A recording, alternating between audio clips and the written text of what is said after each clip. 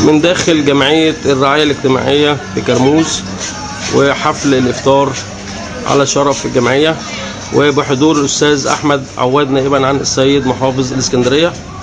بنتشرف بيك أحمد بيه، وسبب حضور تشريفك النهارده للفطار ايه نائبا عن السيد المحافظ؟ هو حضورنا النهارده دعم لمؤسسات العمل المدني باعتبار انها القادره على توجيه طاقات وميول الشباب واولادنا في المجتمع نحو طاقات ايجابيه، تحويل هذه الطاقات الى طاقات ايجابيه. وده كان شيء رائع ان احنا نتعامل النهارده مع هذا المعرض الجميل بالشكل التقني الجميل دوت. الاعمال اللي موجوده في المعرض اللي ساعتك بتشجعها ايه النهارده نوت من خلال الحاجات اللي حضرتك شفتها؟ والله انا شفت رسوم وشفت مشغولات جلديه وشفت مشغولات يدويه في اعتقادي انها رائعه، وكان استاذنا شرح لنا حاجات كتير عنها واتكلم في ان هو ازاي قدر يعيد صياغه طاقات هؤلاء الشباب والفتيات الى اشياء فاعله، يعني اشياء يبقى حد منتج بدل ما هو حد يعني بيضيع وقته في شيء سلبي، بيضيع وقته في شيء ايجابي يعود بالنفع عليه ثم على المجتمع الطبيعي. هل المحافظه عندها استعداد انها تدعم الانشطه اللي زي ديت على مستوى الجمعيات على مستوى اسكندريه؟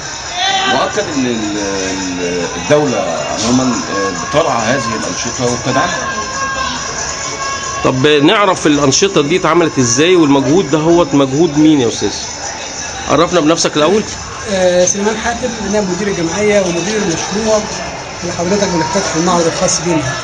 جمعيه الرعايه الاجتماعيه كرموز طبعا جمعيه قديمه جدا من الجمعيات العريقه في اسكندريه، وكان ليها باع كبير في عمليات التنميه، وبالذات في مساله اطفال معرضين لخطر اطفال الشباب. الجمعيه اشتركت مع منظمه بلان انترناشونال ايجيبت في انها من حوالي 2006 في دعم منطقه كرموز من خلال معالجه قضيه اطفال الشباب.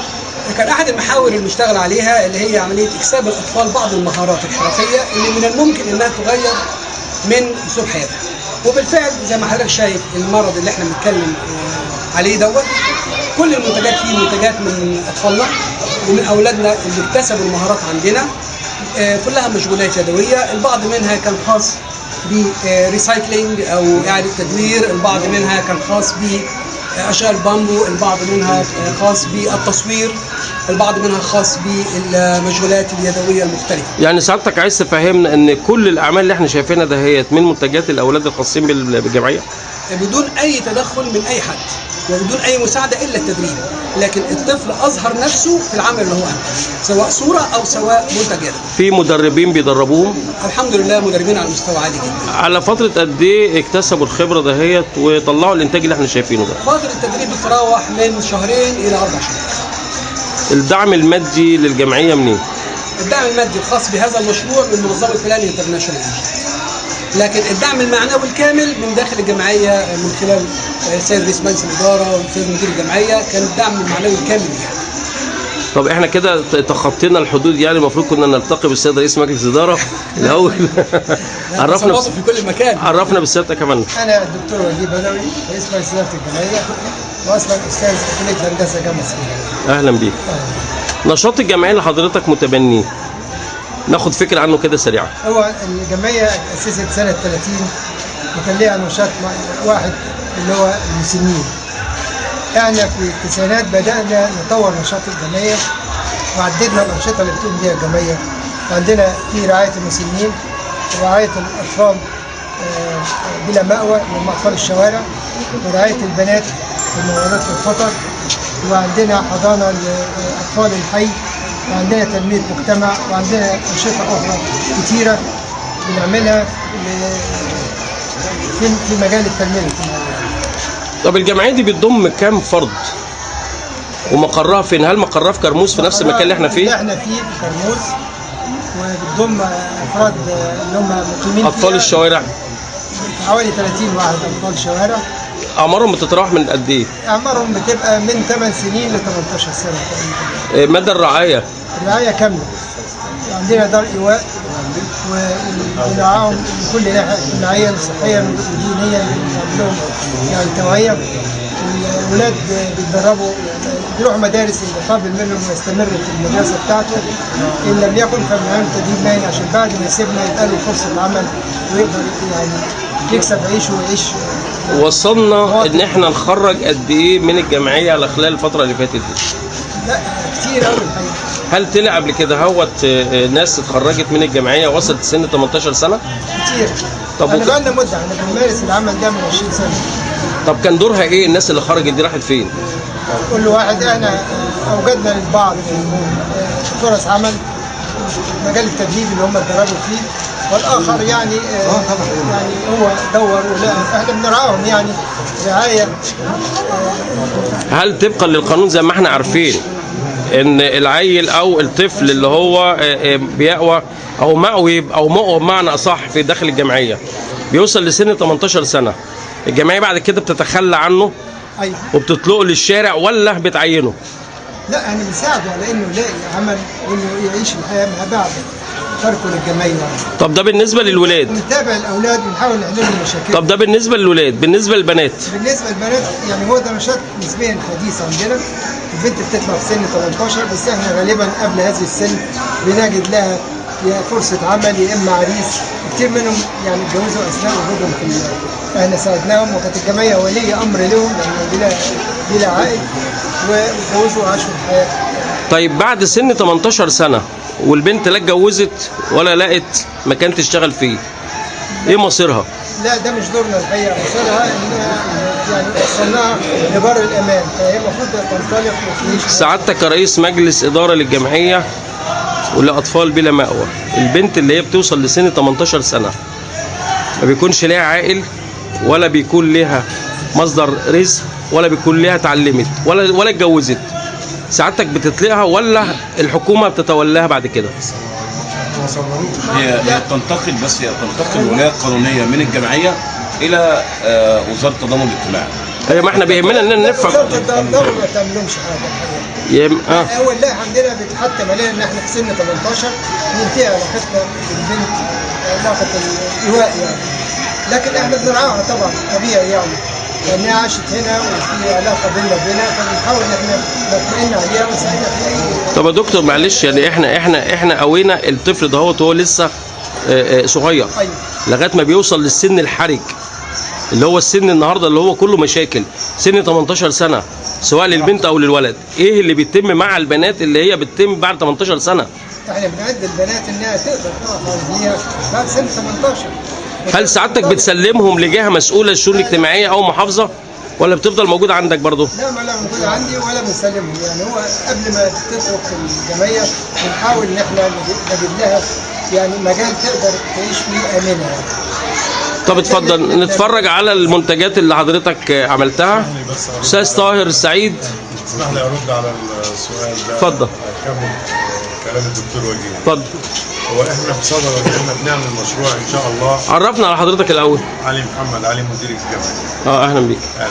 احنا ان شاء الله بصدد ان احنا بنعمل مشروع للرعايه اللاحقه اللي هو ما بعد سن 18.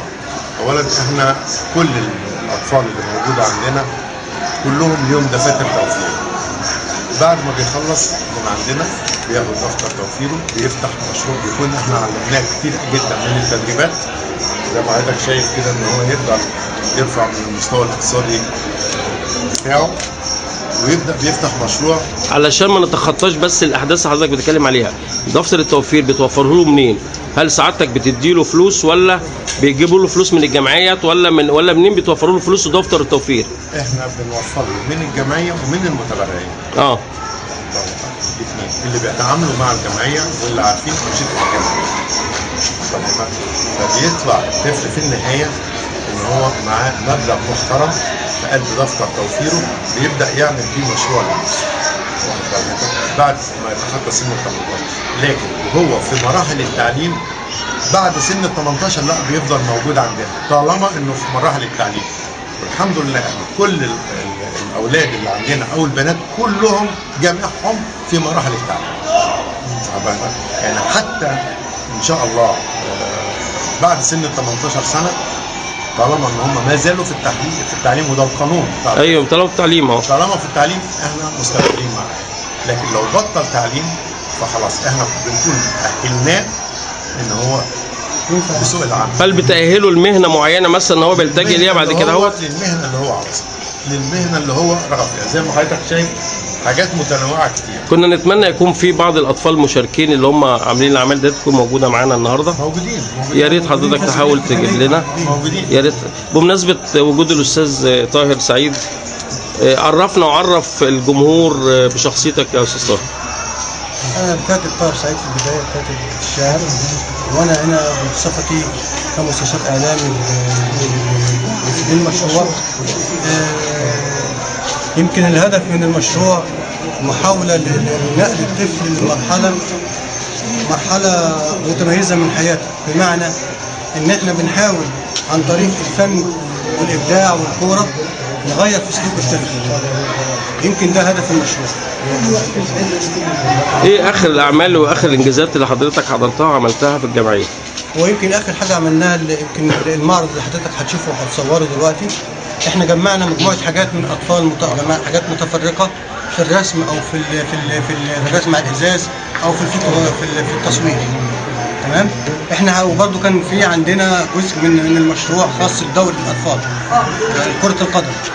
احنا بنحاول نعالج او نغير في سلوك الطفل عن طريق الرياضه والابداع والفن. يمكن ده هدف المشروع كله يعني.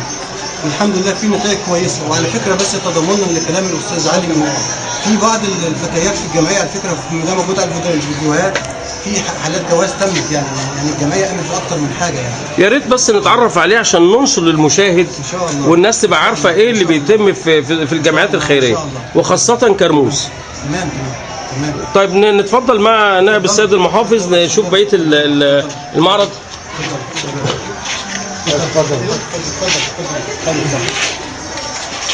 اتفضل. دي كان احد الدورات التدريبيه اللي تمت عندنا، اللي هو استخدام البعض. وفعلا كل دوره كانت عملوها الاولاد، سواء سيال، سواء حول حل الازايز، سواء عياشه، كل الانتاج اللي اتجه. الرسومات دي رسومات اطفال. هو خد البريشه، خد القلم، خد الادوات اللي يستعملها، وكل واحد انتج ما في نفسه. استعمل ادوات اللي هو عايز يعمله. زي ما حضرتك شايف البعض منها مزج ما بين الالوان وما بين برايه اقلام الرصاص مثلا، عشان يبتدي يعمل الشكل الجميل اللي حضرتك شايفه. ده جزء من المنتجات اللي عندنا. اتفضل حضرتك بيوصل تاني.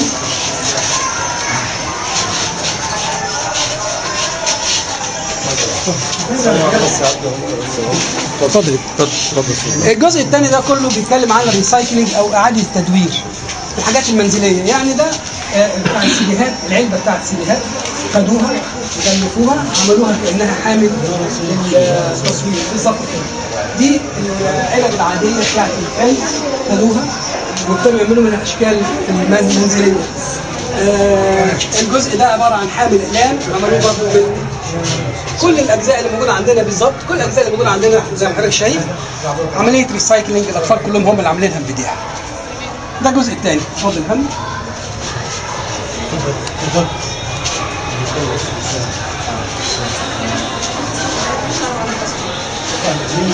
برضه ده جزء من الزجاجات الفارغه بيستعملوها الاطفال عشان يحطوا فيها الحاجات دي. جزء ثاني الاكياس، العلب العاديه بيبتدوا يستعملوها زي ما حضرتك شايف. كل دوت انتاجهم. ده الفوارغ بتاعت علب الزيت بيبتدوا يستعملوها بالطريقه دي. اعاده تدوير او استخدام كله عالي التدوير تبقى مهمله يعني. بالظبط كده.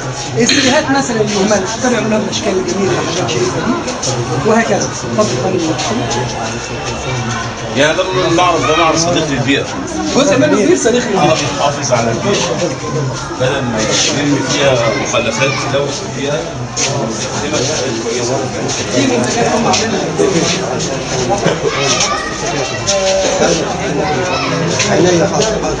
كل الفيديوهات كل ده برضه بإنتاج البنات بالليل.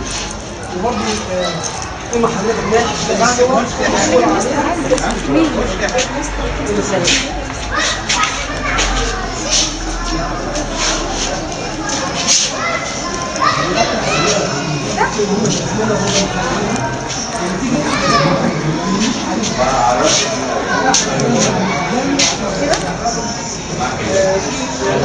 من خلال تواجدنا بالمعرض التقينا بأحد الفتيات أو بإحدى الفتيات. انتوا شاركتوا في المعرض ده؟ شاركنا في معرض العرايس. طب نتعرف بيك الأول؟ نعم؟ جيهان. عرفينا بنفسك يا جيهان كده اهوت، وقولي لنا انت في سنة كام وايه ظروفك هنا اهوت وبتعملي ايه وايه اللي انت بتعمليه في المعرض هنا؟ بس حاولت ادور على حاجه عشان اشارك فيها، زي معرض العرايس، زي الانشطه اللي شاركت فيها، زي التصوير. شاركت في التصوير في العرايس. هل انت مقيمة هنا في الجمعية؟ مقيمة إقامة كاملة. عندك كام سنة؟ عندي 16. عندك 16. ما تعلمتيش يا جيهان؟ لا، الظروف الماديه. ايه؟ الظروف الماديه ما كانتش سامحه يعني. انت قاعدة هنا يعني في الجمعية مقيمة هنا اهو؟ لما يكون في ندوات باجي، لو في حاجه انا باجي، لو في يعني انشطه زي العرايس دي انا باجي. يعني انت سكنك بره؟ انت موجودة في وسط اسرتك يعني؟ وبتيجي هنا اهوت بس تعملي بتمارسي النشاط ده اهوت. اتعلمتي ايه هنا بقى؟ بس تتحرك ازاي؟ يعني زي الأراجوز دي يعني فن. فن يعني. بيعلموك الحاجات الفنية دهيت يعني؟ يعني مش أي كلام، يعني في ناس فاكرة الأراجوز ده أي كلام. يعني أنت استفدتي من خلال وجودك في الجمعية هنا. طب عرفينا بنفسك؟ ها؟ شهد. عرفينا بنفسك أكتر يعني، قولي لنا إيه حياتك، ظروفك، أنت برضو من الجمعية ولا من بره الجمعية؟ لا، من بره الجمعية. من بره الجمعية؟ لما اكون مثلا في حاجه بيقولوا لي عليها وبحب اشارك الندوات اللي هنا عشان بتعلم منها حاجات اكتر. بتيجي تتعلمي يعني هنا اهوت وبتيجي باجي اتعلم من الندوات هنا عشان بصراحه يعني. طب اتعلمتي ايه كل ده؟ يعني مثلا كنت من قيمه اسبوع باين كنا عاملين شغل اراجوز، كنت انا وجيل صاحبتي. وانتوا كلكم اراجوزات يعني؟ لا مش كلنا. يعني بعض بنشارك في انشطه ثانيه. يعني انتوا اشتركتوا في الانشطه بتاعت الاراجوزات بس؟ اللي هي بتعتبر زي الحاجات المتحركه يعني؟ وعرفنا مثلا ازاي نحرك العروض، ازاي مثلا لو عندنا مثلا سدايه ازاي نعمل عليها اشكال وكده. يعني مش بس الاراجوزات كانت اكتر من كده. كانت اكتر من فتره تدريبك قد ايه؟ كانت لسه بتهيألي كانت اسبوع. تعالوا اتفضلوا هنا. خشوا جوه. ده الخير كتير اهو يعني. طب مين المشرف على الجماعه دول؟ كلنا احنا وهم. طيب عرفينا انت بنفسك الاول وقولي لنا بقى ايه دورك هنا اهوت مع البنات. انا اسمي سمر جابر، اخصائيه اجتماعيه في مشروع حمايه وتعزيز الاطفال المعرضين للخطر. بنعمل ندوات توعيه للبنات، وبنعمل لهم دورات تدريبيه على حرف زي البامبو والمشغولات اليدويه والريسايكل والحاجات كده، وحاجات زي كده مفروشات. بنعمل لهم دورات تنميه بالفن، بنعمل لهم مسرح، بنعمل لهم كمان زي التصوير، اي حاجه يعني بننمي مهاراتهم. وعندنا هايدي وشروق في الكورال. متبنيه كم حاله انت؟ احنا عندنا حالات كتير من داخل الجمعيه 3 ومن بره الجمعيه في كتير، بس المتواجدين معانا منهم النهارده 2. مين داخل الجمعيه؟ هايدي وشروق وآية. عرفينا بنفسك هايدي. اسمي هايدي من البنات الموجودين. انت ما فطرتيش ولا يعلي صوتك؟ انا اسمي هايدي من البنات الموجودين في الجمعيه. عندك كام سنه هايدي؟ عندي 16 سنه. كم؟ 16 سنه. 16 سنه. وانت؟ انا شروق برضه من البنات المتواجدين في الجمعيه. بقالك كام سنه هنا شروق؟ 4 سنين بس؟ انت منين اساسا؟ كانت منقطعه من المدرسه وبقى لها 3 سنين، واحنا عملنا لها اعاده كده المدرسه تاني، بس عن طريق محو الاميه دخلناها امتحان ورجعت قدمت لها في المدرسه تاني منازل، وهي دلوقتي في سنه تانية اعدادي. هل هي ثالثه؟ يعني امتحنت السنه دي ثالثه؟ لا، هي رايحه ثالثه. طب هل هي مقيمه اقامه كامله؟ اقامه كامله. يعني اقامتها هنا تعتبر امها وابوها واخواتها الفاميليا كلها هنا موجودين اهو. اخواتها اهو. وانت الماما بتاعتها. احنا طبعا معاهم المشرفات بتوعهم، واحنا بنبقى برضو معاهم. عرفينا بنفسك الكل. انا آية وعندي 15 سنه وبقالي في الدار 8 سنين. ايه النشاط اللي بتعمليه يا آية هنا اهو؟